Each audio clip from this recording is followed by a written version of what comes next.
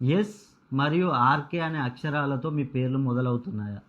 అలా మొదలయ్యే వారికి ఇక నుండే అద్భుతమే. నేను ప్రతి వీడియోలో చెప్తున్నాను. మీరు ఈ వీడియోను స్కిప్ చేయకుండా చివరి వరకు చూడండి.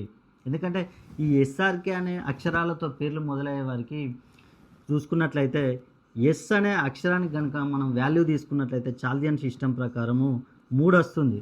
అదేవిధంగా ఈ ఆర్ మరియు కే అనే అక్షరాలకు కనుక చాల్దియన్ సిస్టమ్ ప్రకారం చూసుకుంటే 2 వస్తుంది. ఇక్కడ 3 అంటే గురువు,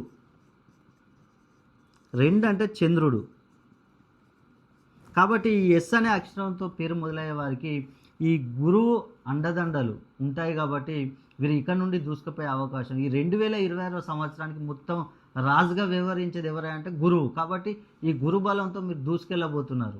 మీకు ఎలాంటి ప్రాబ్లమ్స్ ఉన్నా కూడా ఇక్కడ నుండి తొలగిపోతాయి. ముఖ్యంగా చూసుకున్నట్లయితే చదువు విషయంలో విద్యార్థులు ముందంజలో ఉండే అవకాశం, నిరుద్యోగులకు వారి క్వాలిఫికేషన్ బట్టి వారికి మంచి జాబులు వస్తాయి.